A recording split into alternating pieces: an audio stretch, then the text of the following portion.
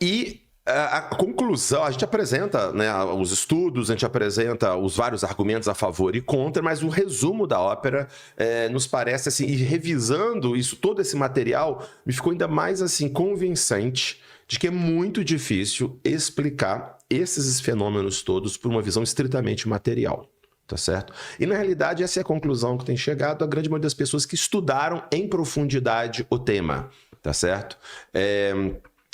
De que essas evidências apontam de modo bastante sugestivo de que a consciência seria algo além do cérebro, que teria uma conexão com o cérebro, obviamente, uma relação de bidirecional, nós chamamos talvez uma ideia até de um dualismo interacionista, né, da consciência com o cérebro, mas que é muito difícil realmente reduzir isso. Quando você estuda em profundidade os fenômenos, quando você vê a quantidade de estudos e a convergência, eu acho que um dos pontos mais interessantes, que mais me chamou a atenção, especialmente quando...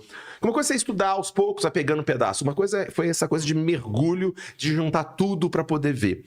A força da convergência de evidências, desde experiências de quasi-morte, experiências fora do corpo, experiências de supostas aparições, né? Experiências de crianças que alegam supostas memórias de vidas passadas. Quando você vai juntando para cada um desse caso, claro, a gente vai tentar múltiplas explicações, fraude, inconsciente, alucinação, um monte de coisa. Mas quando você começa a pegar os melhores estudos, todos eles apontam como a explicação mais natural, eles indicam, sugerem de modo muito mais natural a ideia de que a consciência seja algo além. Inclusive, isso tem caminhado bastante. Uma grande quantidade atualmente. Aquele entusiasmo que houve nos anos... boa parte do século XX, até início agora do XXI, e muitos neurocientistas, filósofos da mente, com uma visão mais fisicalista da consciência, isso tem diminuído muito. Inclusive o Chris Koch, que é um importante pesquisador nessa área, ele mesmo publicou recentemente que ele tem revisto muito as suas posições, e muitos outros no mesmo sentido. Então, o resumo é esse, assim, me parece que, para mim e para muitos outros, claro, que quando você vai estudar em profundidade a evidência, ela é muito sugestiva realmente de ter uma realidade ontológica essa experiência, pelo menos em alguns casos. Claro. E o que apontaria para, então, esse tipo de convergência? Quais são as coisas que você vê nos artigos e fala assim, beleza, isso aqui já tá apontando para realmente existe algo além? Então vamos lá. Porque as experiências espirituais, elas são chamadas de espirituais justamente porque elas alegadamente apontam para uma dimensão transcendente da realidade. Como eu falei, que a espiritualidade, essa é a nossa relação com uma dimensão transcendente da realidade, que pode ser com Deus, deuses, espíritos, ancestrais, etc, etc. Isso sempre existiu ao longo da história da humanidade, chamamos isso de espiritualidade, de certa forma. Beleza. Parece algo importante pra gente, né, de alguma maneira. Não, exatamente. Quer dizer, todas as culturas praticamente têm que isso existe, e não só que existe. Isso é a coisa mais importante, a verdade verdadeira. Desde o mundo das ideias do Platão, desde o reino de Deus dos cristãos, ou se você for ver budistas, hindus, Yanomamis no Brasil, todos vão falar que existe essa dimensão. O Davi Copenaua, no livro A Queda do Céu, falando sobre os Yanomamis, a gente vê de modo muito claro essas vivências apontando para essa direção. Muito bem. Então, o resumo é o seguinte... E aí vem a ideia. De onde vem essa ideia de que existe uma noção, algo transcendente? Aqueles que acham que essa ideia ela é uma construção social. A gente cria isso porque eu quero dar um sentido para a vida e tudo mais, eu crio essas ideias. Pode ser. Mas existe uma outra corrente. Essas crenças surgem das experiências que as pessoas têm. As pessoas têm essas forte e mais estável do que memórias habituais que a gente tem. Tem alguns estudos que investigam a qualidade da memória. Existe uma escala, o MCQ, que avalia a qualidade da memória e ajuda a separar a memória fantasiosa de memória verdadeira. E tem alguns estudos que compararam a memória da EQM com uma outra memória verídica da pessoa, da vida dela, e outra memória fantasiosa. Como esperado, a memória fantasiosa pontuou menos do que a memória real. Mas a memória de quem pontuou mais do que a memória real. Acabou de sair agora, este ano, um estudo de neuroimagem funcional mostrando quando a pessoa relembra da EQM, ela ativa no cérebro as mesmas regiões de uma memória real autobiográfica e não de uma coisa fantasiosa. Então, esse é um outro dado. E mais um outro dado também sobre a memória, ao longo do tempo, de uma geral, claro, a memória pode modificar, a gente esquece das coisas, reconstrói. Tem um estudo do Bruce Greyson, que é o maior autor no mundo na área de EQM, da Universidade da Virgínia. Ele aplicou umas escalas sobre a característica da memória da EQM e reaplicou décadas depois. E a estabilidade, assim, foi muito grande, muito maior do que você espera para memórias habituais. Então, tudo isso vai sugerindo, são várias convergências de evidência nesse sentido. E tem uma coisa ainda mais desafiadora, que é o seguinte, que são as alegadas percepções verídicas, em que a pessoa descreve uma coisa, porque ela pode estar fantasiando, ok, mas e quando ela descreve uma coisa que realmente aconteceu durante a parada cardíaca dela? Ou quando ela estava inconsciente? Inclusive, o Bruce Greyson, esse pesquisador, vou contar um caso. Ele tem um livro, ele tem dezenas de artigos, a escala mais usada no mundo de EQM chama escala Greyson, que é a escala dele, com qual a gente tem parceria com ele, inclusive. Legal. E ele conta que quando ele é estudante de medicina, isso há quase 50 anos atrás, ele tinha uma visão extremamente fisicalista, materialista. Ele vinha de família extremamente materialista, ele na formação médica, uma visão de que o cérebro produz a consciência, morreu, acabou e ponto final. E aí ele conta um caso no livro dele, vale a pena vale a pena ler, inclusive quem tiver interesse, chama Depois da Vida, saiu recentemente esse livro, do Bruce Greyson, em que ele dá uma revisão geral dos estudos de EQM, da carreira dele, etc, etc. Para o público leigo é bem legal. E aí ele conta que ele era de uma visão mais fiscalista, tal, normal. E aí ele estava de plantão. E ele estava jantando na cantina, comendo um espaguete. E aí, de repente, tocou o pager dele, na época, e ele tinha que correr para a UTI para ver um paciente. E naquela correria, ele sujou a gravata dele com molho no espaguete. E aí ele viu, nossa, isso aqui e tal, e pegou, fechou o jaleco dele e foi atender a paciente. Mas a paciente estava já em coma, era uma intoxicação, era uma tentativa de suicídio, era uma intoxicação, a paciente estava em coma, ele tentou examinar a paciente, mas assim, ela não falava, estava em coma, e aí ele saiu e conversou com uma familiar da paciente. E aí ele conversou com a familiar, inclusive estava muito calor naquele dia, não estava sem ar-condicionado, ele desabotoou o jaleco e conversou com ela e tudo mais e tal, e beleza, ele foi embora. No dia seguinte, ele foi ver a paciente estava acordada. E quando ele chegou, ele falou, ela reconheceu ele. Ele, eu sei quem o senhor é, o Dr. Greyson, não sei. Aí ele falou assim, mas como você me conhece? Quando eu vim aqui, ontem você estava... É muito doido isso. As duas experiências que eu tive, uma foi que eu entrei num estado de êxtase, assim, muito grande. Foi, tipo, o maior prazer que eu senti na vida. E durou mais ou menos 1 hora, assim, depois que eu meditei, que eu não conseguia parar de sorrir, assim, de felicidade. E foi muito estranho, mas foi legal. E teve uma outra que tem mais a ver com morte, assim, que... fazendo uma meditação mais longa também, de uns 40 minutos, chegou uma hora que eu sentia que eu tinha dissolvido, assim, na realidade, eu fazia parte do todo. Essa foi a percepção que eu tive. E eu saí dali meio mudado, saí diferente, sabe? Tipo, comecei a ter mais empatia, sei lá, coisas mudaram a partir daquilo. Então, você foi falando, eu fui lembrando de como é que foram essas experiências espirituais pra mim. E como que essas memórias se parecem, sabe? Realmente é bizarro, sabe? É bizarro. É foda não acreditar nisso, né? Mas também, eu não sei, acho que... Não sei, cara, é difícil também não ser cético, sabe? É aceitável, né? Demais ser cético. Não, isso. Inclusive, essa é a ideia, né? Inclusive, o ceticismo bem compreendido é absolutamente fundamental. O ceticismo, com a origem até na Grécia Antiga, ele não é o que muitas vezes assumiu hoje uma negação materialista a priori de qualquer coisa transcendente. Isso não é ceticismo real. O ceticismo, da origem na Grécia Antiga, é uma suspensão do juízo até eu ter melhores evidências e melhores dados. Então, isso é fundamental para a ciência, para o pensamento racional. Tá? Na dúvida, na falta de evidência, a dúvida é a melhor posição. Então, a suspensão do juízo para guardar melhores evidências é algo absolutamente essencial.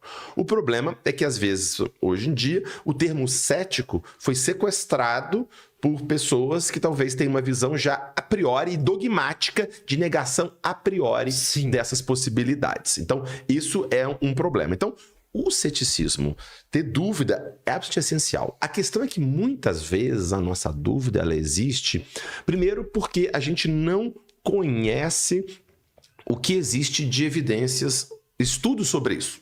Primeira coisa.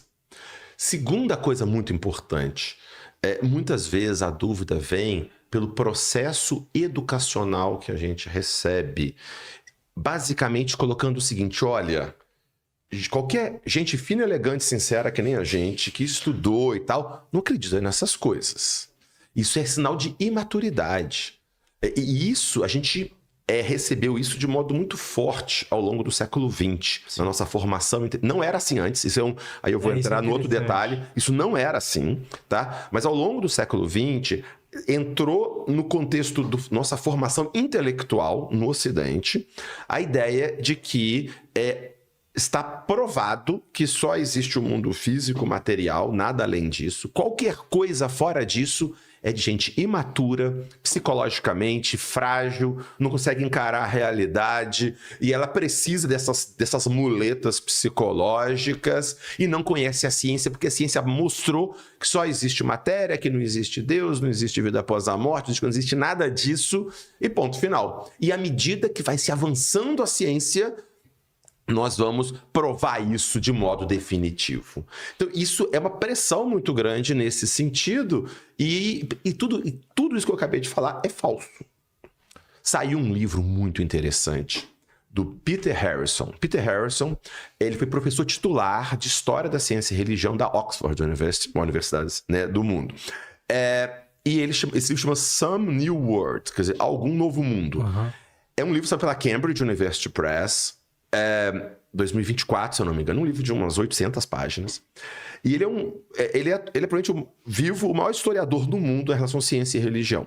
Que legal. E ele mostra exatamente isso que eu estou acabando de comentar. Como foi construído historicamente, nesse período do final do século XIX e ao longo do século XX, essa narrativa que eu acabei de falar antes. E mais, ele fala... E isso foi construído não com base em qualquer descoberta científica nova, não. É uma coisa de imposição de narrativa mesmo e de reconstruir a história do pensamento. Só para você ter uma ideia, a gente aprende com muita frequência, né, de que na Grécia Antiga, a transição do mitos para o logos, do mito, aquela narrativa mitológica, para o logos, para a razão, vem a partir da negação de uma possibilidade material, espiritual ou transcendente. Inclusive, filósofos famosos, contemporâneos, Luc Ferry, por exemplo, um filósofo francês importante, foi ministro da Educação na França, ele fala abertamente de que essa transição mitos por logos surge pela negação da espiritualidade, que Platão seria um dos primeiros a fazer uma filosofia sem recorrer à ideia de Deus. Gente, isso é uma negação absurda do que aconteceu efetivamente. Se eu pegar Sócrates, Platão, Aristóteles, Pitágoras, todos os grandes fundadores da filosofia ocidental, eles eram profundamente espiritualizados. Profundamente espiritualizados. Né? E, na realidade, tinham vivências espirituais profundas e trabalhavam... O que eles fizeram, a transição do mito por logos não foi negar a espiritualidade. Foi, ao contrário, usar a razão para explorar, entender e justificar a espiritualidade.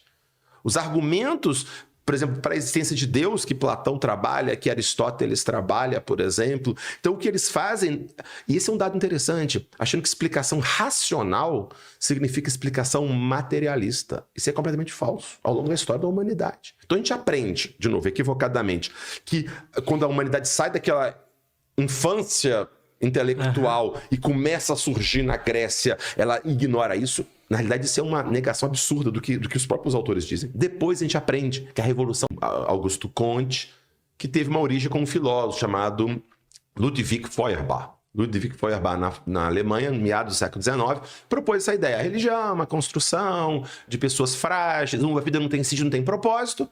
Ou as pessoas não têm peito para encarar isso. Então, elas criam, fantasiam essas coitadinhos, mas eles são assim e tal. Então essa ideia foi muito disseminada. Então acho que essas são algumas das... E quando a gente limpa o terreno, né, mostra que primeiro não tem nada de oposição necessária entre racionalidade, a ciência e uma visão espiritual da vida. E que, além disso, há até estudos muito interessantes sobre isso. Muitas vezes as pessoas sentem um certo alívio. Essa tem sido a experiência nossa em publicar, em apresentar em congressos, no Brasil, no mundo, nas universidades. Muitas vezes um senso de alívio, assim. 2 tipos de alívio. A pessoa que tinha uma crença espiritual, mas ela vivia naquilo conflituoso, porque como é que eu posso ter essa vivência, ou ter a vivência, mas eu sei que essas coisas não existem, não pode ser, fica um negócio... Eu sou assim. Né? Inclusive, só para contar um caso, esse livro mesmo, eu dei para um colega psiquiatra, em que ele tinha uma visão materialista da mente, do ser humano, etc. A gente conversando, como a gente é muito amigo e tal. Aí eu dei o livro para ele e depois ele me liga. Ele me liga até durante a lua de mel dele, inclusive. Eu li seu livro. Falei, é mesmo, é meu livro? O que você achou? Cara, muito interessante. E aí ele falou, olha, isso me fez revisitar experiências que eu tive na adolescência e eu tinha meio varrido debaixo do tapete. Experiências de fora do corpo que ele teve. Ele teve várias experiências fora do corpo, muitas. E depois ele começou a ter uma dissonância cognitiva. Eu não posso ter essas experiências porque elas não fazem sentido, etc e tal. E aquilo trouxe uma integração de novo. A pessoa fica uma coisa meio esquizofrênica, meio separa completamente. Sim. Então, primeira coisa, a experiência, eu acho que tem essa coisa de integrar. E tem outros também que tem isso, assim. A pessoa se permite mais estar aberto para essas concepções, essas vivências, sem ter um bloqueio sobre isso. Agora, é óbvio também que tem pessoas que não têm bloqueio nenhum, que estudam e também concluem, ou que não dá para tomar nenhuma opinião, e tudo bem também. Mas o problema é que muitas vezes essa visão de negação, ela vem em grande parte também por essa questão de uma formação intelectual que a gente tem e desconhecimento do que existe sobre o tema. Cara, bem interessante isso. Quando eu olho a minha vida, minha família é toda de ateus. Mas que também, assim, ateus meio místicos também, sabe? Essa coisa, né? Que existe. Mas eu me lembro, assim, de criancinha, o meu avô falando de alguma situação que alguma coisa em casa sumiu. Aí o pessoal falou, não, foi um espírito, alguma coisa assim. E ele falou assim, não tem nada além do físico. Aquilo ficou marcado na minha cabeça. Não existe nada além do físico, não foi nada metafísico, alguma coisa assim. E aquilo ficou marcado. Então, pra mim, ter essas experiências, conversar sobre esse tipo de coisa, é muito interessante porque, apesar de eu ter vivido várias coisas interessantes, assim, né, que vão por essa linha, minhas crenças, assim, não conectam juntos, sabe? Então é muito doido, cara. É muito doido. É isso que eu tava falando. É difícil conectar tudo. Por isso que eu quero muito ler esse livro aqui. Eu quero ser convencido, porque tem uma coisa... Até eu queria te fazer uma pergunta... Sentido. Né? Quer dizer, qual que é e mais, se eu vou morrer daqui a pouco, eu vou viver e vou morrer, eu quero aproveitar aqui o máximo possível. Né? Então, essa ideia de que o mais importa é apenas o meu prazer imediato a qualquer custo e no máximo é um tema que alguns filósofos levaram isso às últimas consequências, assim, do ponto de vista teórico. O Nietzsche é um deles, né? E o Foucault é outro. Né? São 2 filósofos, por exemplo, que foram coerentes com a ideia. Olha, considerando que não existe, é só o mundo material, as normas de conduta são criações humanas, jogos de poder, como o próprio Nietzsche falava, né? Assim, a ideia de que temos que proteger o fraco, isso é o fraco querendo se defender, porque na realidade não existe isso. Como ele disse, né, no livro Anticristo, o fraco deve perecer, e é nosso dever de caridade ajudá-lo nisso. Né? Ou o Foucault, que dizia exatamente que ele tinha uma vida nietzschiana, né, de busca nietzschiana da realidade, e ele falava, o que importa máximo é aumentar mesmo o prazer e o propósito, o prazer no máximo nível. Inclusive, tem uma coisa que... Foi ter um livro, uma biografia dele, publicado pela Harvard, que me conta de uma entrevista dele, do Foucault. Perguntaram para ele se ele ganhasse na loteria. O que ele faria de bem para a humanidade? Sabe o que ele propôs? Ele propôs que ele criaria uma instituição para pessoas que quisessem se matar, fossem para lá, se tivessem uma orgia com uso de drogas até morrerem. É o máximo que ele conseguiu perceber quer dizer, o prazer máximo, sexo, drogas, até ali, até você morrer curtindo aquilo tudo. Quer dizer, é triste, né? Assim, mas no final, infelizmente, é coerente com a perspectiva, né, de que é só isso que importa. Então, isso tem esse tipo de implicação, né, se a gente for levar em última análise, é isso. Tem um outro aspecto importante também. Se a minha consciência, o que eu sou, é criação apenas da reação eletroquímica do meu cérebro, então isso é causado por leis químicas e físicas. Portanto, o livre-arbítrio é uma ilusão. Portanto, eu não tenho escolhas, eu não faço escolhas. É uma ilusão que eu tenho. Tanto é que isso é interessante. Tem vários neurocientistas que falam, provaram que não tem livre-arbítrio. Não provou coisa nenhuma. É que ele partiu do pressuposto fisicalista. O problema é a petição de princípio, né? Ele parte do pressuposto fisicalista. Se você levar. E aí ele é coerente. Se a nossa consciência é produto da eletroquímica do cérebro, então é decorrente das reações eletroquímicas, seguindo leis biológicas, físicas, biológicas. Então não existe livre-arbítrio. Então, e se não existe livre-arbítrio, há uma série de estudos sobre isso, quando eu acredito menos na minha capacidade de tomar decisões, eu tendo a me levar mais pelos meus impulsos. Desde impulsos de violência, desde impulsos de menos desejo de ajudar o outro, de abrir mão para o meu interesse, e mesmo impulsos pessoais. Eu não vou conseguir conter o meu impulso de usar droga, ou conter o meu impulso de comer, ou de bater, porque é assim que eu sou. Isso tem estudos sobre isso. A gente publicou um artigo recente agora, inclusive, revisando as implicações práticas e éticas dessas visões do cérebro, produzir a consciência ou não. Então, esses são alguns exemplos. E tem uma coisa ainda mais complicada ainda. Então, uma seria um relativismo ético mais profundo nesse sentido, né? E muitas vezes uma ideia mais hedonista. E outro aspecto também interessante é o quanto eu posso confiar no meu aparato mental. O Darwin, ele mesmo escreve que ele tinha umas dúvidas atrozes, ou umas dúvidas atrozes e angustiantes que vinham na cabeça, e que a gente está em conexão com esse mundo material aqui. E aí, o que eu penso, e muitos outros autores também, a nossa vivência no mundo material aqui, a gente a gente tem uma visão muito limitada da realidade. Né? O nosso cérebro é um filtro, né? A gente sabe que eu não consigo ver as ondas eletromagnéticas todas. Ultrassom, né? As ondas de celular, o som, eu não ouço ultrassom, infrassom, etc, etc. Então, o nosso cérebro é um filtro para aprender, que pega a realidade. E ele, o Henri Bergson, que foi um importante filósofo, estudioso, prêmio Nobel também, inclusive, falava o quanto o cérebro é o órgão de atenção à vida, né? Quer dizer, o órgão, ele restringe a nossa consciência, que é algo, ele também defendia isso, que é algo além do mundo material, ele restringe para a vida para eu poder lidar com as minhas coisas aqui. Com certeza. Ele restringe isso, tá. Só que ele restringe, mas a gente tem uns lampejos dessa percepção que vai além. Foge, tem hora que a gente dá uma escapada, bota a cabeça em cima, assim. Só que a gente não consegue pegar o todo, a gente pega uns pedaços. Eu gosto de usar uma metáfora. Imagina que a gente está numa torre de um castelo, por exemplo, e eu quero ver lá fora.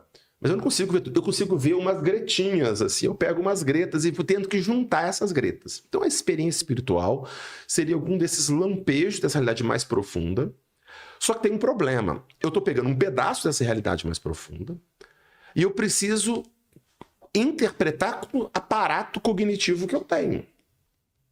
Né? Eu vou ter que conseguir botar em palavras linguagem, sim, a linguagem, que eu consigo dar conta para aquilo. E terceiro, eu preciso de explicar isso para outras pessoas. Então tem um monte de camadas aí, primeiro do que eu consegui perceber, depois do que eu consegui fazer sentido dentro do meu aparato cognitivo e tudo mais, e por fim, como eu consigo explicar e como os outros entenderam. Então, o que eu penso de modo geral? Que existe a espiritualidade mais profunda. As religiões são essa tentativa nossa de transformar isso, de passar e criar uma comunidade influenciada por essas percepções. Tá certo? Então, é essa que... E aí, cada religião, de modo geral, vai valorizar mais um aspecto dessa realidade mais profunda. Alguns gostam mais de uma coisa mais introspectiva, mais interna. Outros valorizam mais a ação do amor, da caridade. Cada uma vai valorizar alguns aspectos dessa realidade. O problema é que, muitas vezes, cada uma acha que a sua percepção é a única possível, negando todo o resto. Esse é um dos problemas, eu acho mais... É aquela história dos cegos do elefante, não sei se você conhece aquela metáfora, eu acho espetacular. É o seguinte, imagina vários cegos de nascença que não sabem o que é um elefante, ok?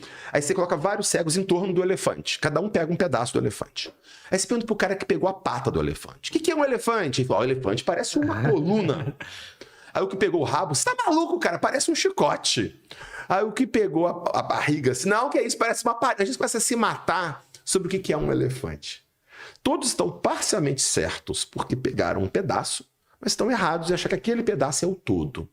Então, o que eu percebo em grande parte é que as religiões, frequentemente, elas enfatizam aspectos, né, dimensões, detalhes disso, e muitas vezes, claro, moldados por nossos interesses, valores, neuras e tudo mais que a gente coloca nisso, né? Então, esse caminho... Então, assim, eu acho que todas as religiões, na realidade, elas trazem na sua essência básica. O que toda religião vai fazer na filosofia perene? Existe uma realidade, um fundamento divino profundo.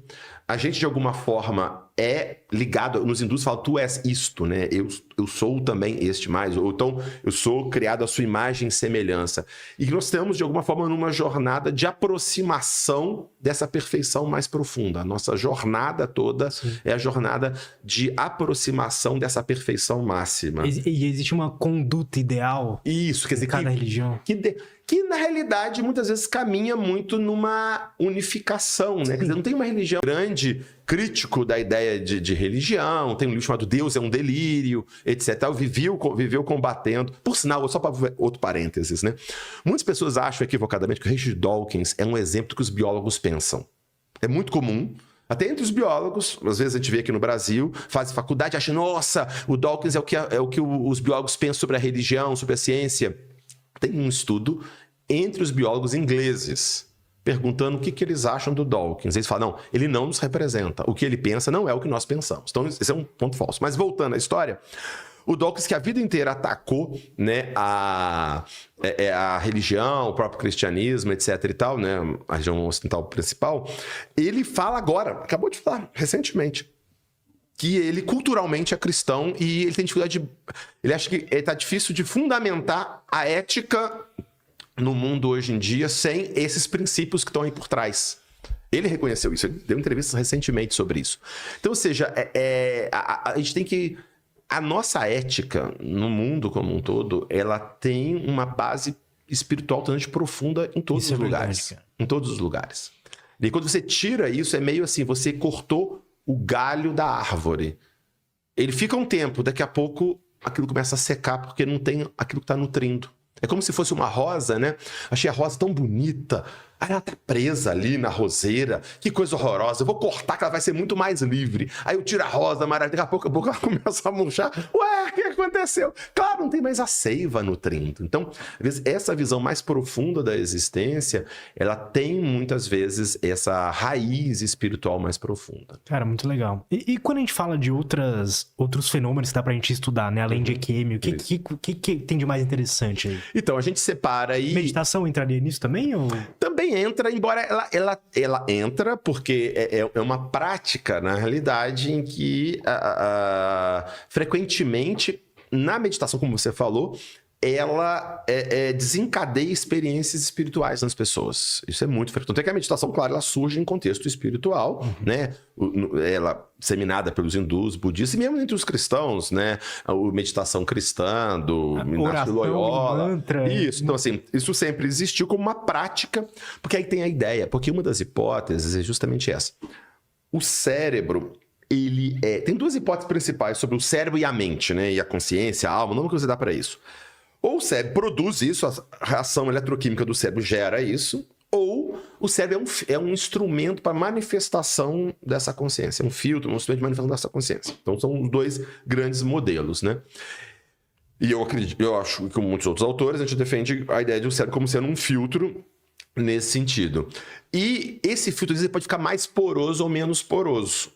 Entendeu? Ele pode perceber ou não a realidade. Tem uma das ideias, um dos modelos, de que o Default Mode Network, que é um padrão básico de ativação cerebral, seria a base desse filtro. Quando aquilo começa a ficar meio desarranjado, às vezes, ele permite que o cérebro fique um pouco mais poroso e perceba coisas que a gente não perceba em estado normal de consciência. E aí é dúvida, isso é uma alucinação ou uma real percepção? É essa que é a questão. E só para dar um exemplo de como é que isso acontece. Na própria EQM, né, o cérebro está totalmente disfuncional ou parado e a pessoa percebe mais coisas. Né? Nós temos na própria meditação, que a pessoa vai acalmando, né, tendo foco, etc e tal, ela consegue, às vezes, perceber. Um caso concreto foi o seguinte, a gente estudou vários casos e tal, e um é o seguinte, uma família... Lembrando que o médium e a família não tiveram nenhum contato prévio. Eles moram a milhares de quilômetros de distância, nunca tiveram nenhum contato, eles não sabiam quem seria o outro. Bom, tudo controlado do ponto de vista científico. E aí o que aconteceu? O médium em transe chega à família, tá certo? O médium em transe e essa família, um pai e uma mãe, perderam um menino com 12 anos de leucemia, certo. Tá certo? E aí, o médium, assim que chega... E tudo que aconteceu ali, a gente filmou. Qualquer informação que a família possa ter passado, a gente documenta para saber se o médium produziu uma informação além do que seria esperado ali, tá? Perfeito.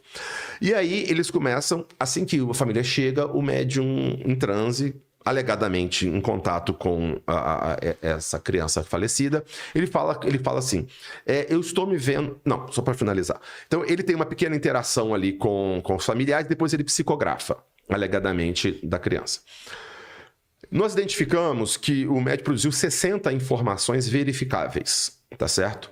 E nós excluímos as informações que a família tinha passado, ou informações dedutíveis, do tipo assim, eu gosto de videogame. Menino de 12 anos gosta de videogame, não é vantagem nenhuma. Então, das 60, nós tiramos 30, nós somos muito rigorosos, tiramos 30 informações que eram dedutíveis ou que a família tivesse passado, dando alguma dica de alguma forma. Mas 30 informações eram precisas e não conseguimos imaginar como o médium poderia ter acertado ou descoberto esse tipo de coisa. Então, nós tentamos de várias formas tentar investigar isso. Então, por exemplo, vamos lá. Entre essas 30, eu vou dar alguns exemplos.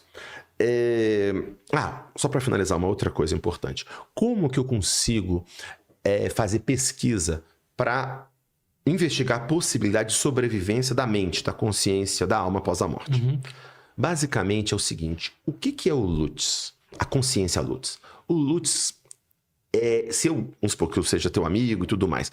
Quando eu te encontro, eu espero encontrar um padrão de memória e de caráter, de personalidade. Tem o jeitão do LUTS, as habilidades do LUTS e o conhecimento do LUTS. É isso. Uhum. Mesmo que eu te encontre depois, por exemplo, me manda uma mensagem, alguém manda uma mensagem falando que é você. Eu começo a perguntar. Se você começa a lembrar das coisas que a gente fazia quando criança, começa a ter o seu jeitão e tal, tudo bem, é você, tá tudo certo, segue o jogo. Não é assim que a gente faz? Quando eu não consigo ver você, eu preciso de ter esses dados. Tecnicamente, se chama continuidade do caráter e da memória, tá? Do ponto de vista filosófico. Tem um capítulo no livro que a gente fala só sobre isso. Tá. Legal. Mas aí, voltando à história toda. Então, se eu tiver evidência de continuidade do caráter e da memória, é uma evidência cientificamente investigável de sobrevivência da consciência. Então, voltando ao menino lá. E aí, o médium em transe, assim que a família chega, o médium fala o seguinte, eu tô me vendo na garupa de uma moto. Ele enfatizando isso. Depois nós vamos investigar. Esse garoto, ele estava falecendo no hospital com a leucemia. Inclusive, nesse estudo que a gente fez do português, o Chico Xavier psicografou 2 poemas atribuídos a 2 poetas portugueses, que também os poemas tinham toda uma grande quantidade das características, estilos, ou seja... E o mais interessante, cada poeta... ele mantém o estilo, mas ao mesmo tempo ele não é exatamente igual. Ele, inclusive, passa por uma coisa semelhante ao EQM. O cara tinha uma visão, por exemplo, a Luiz de Azevedo, uma visão extremamente amargurada da vida, ele reescreve com a outra perspectiva. Caraca. Ou seja, compatível, compatível com o que tem uma EQM, por exemplo, e ele modifica de uma visão materialista, pessimista, uma visão mais espiritual. Então, ou seja... Inclusive o Monteiro Lobato, inclusive, à época, ele chegou a falar que se o Chico Xavier escreveu todos esses dezenas de poemas, dezenas de poetas, por ele mesmo, ele merece quantas cadeiras ele quiser na Academia Brasileira de Letras, porque ninguém consegue fazer isso. Né? Então, esse é um exemplo também de continuidade de caráter e memória, porque a capacidade, né, o estilo de personalidade, o repertório de conhecimento e tudo está ali naqueles poemas. Então, esses são alguns outros exemplos também ou seja, como eu estou falando, claro, para cada evidência dessa, a gente muitas vezes tem que dar uma forçada grande para poder explicar de uma outra forma. Só que você começa a ter que explicar, forçar dezenas, centenas de vezes para os vários casos, em todas as situações, tem que arrumar explicações muito mirabolantes para cada uma dessas evidências e multiplicar isso por milhares de vezes para todos os casos. Quer dizer, é muito difícil isso. Por isso que eu falei, a explicação da sobrevivência passa a ser muito mais... ela se encaixa muito mais naturalmente para tudo isso, né? Então, esse é um outro exemplo de fenômeno, experiência que a gente tem investigado. Cara, sensacional, cara. Eu como indivíduo, sinceramente, espero que isso tudo seja verdade, cara. De qualquer forma, eu queria agradecer você ter vindo aqui e ter vindo lá de Juiz de Fora para fazer esse papo. Eu amei, eu com certeza vou ler esse livro. Por favor. Faz um tempo que eu tava esperando um livro que me desse vontade, assim, de ler mesmo, sabe, motivação. Já quero começar a ler ele hoje. Eu queria deixar um convite pra você vir uma segunda vez também, em algum momento, porque tem várias coisas que eu quero te perguntar ainda sobre esses temas. No mais, eu queria deixar um espaço agora pra você divulgar, assim, como é que as pessoas podem fazer pra acompanhar mais o seu trabalho. Se você tem uma IA também recente que você tá trabalhando, então, por favor, fica à vontade, cara. Obrigado mesmo pela oportunidade. Tomara que você leia. Eu quero muito o seu feedback. Inclusive, a gente fez muito certeza, isso, sabe? Cara. O livro não é para converter e convencer ninguém. É para as pessoas terem acesso. E o que a gente mais pede são opiniões, visões, críticas, como melhorar, o que pode ser feito. Porque a nossa meta é buscar o conhecimento. É isso.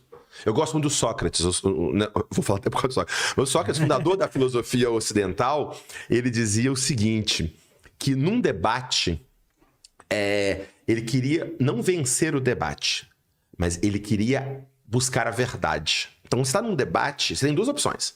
Eu quero vencer, impor de qualquer jeito, ou eu quero aprender. Porque ele fala, ele acha melhor quando ele entra no debate, ele perde o debate. Porque ele aprendeu alguma coisa, ele corrigiu um erro. Olha que visão, né? Ele corrigiu um erro. Então, muito. A gente tem, inclusive, dado e pedido para muitas pessoas, pesquisadores, cientistas de vários lugares, revistas, para poder fazer críticas, avaliações e como é que a gente pode avançar o conhecimento. Acho que essa é a grande jornada da vida. Bom, vamos lá. Então, aproveitando só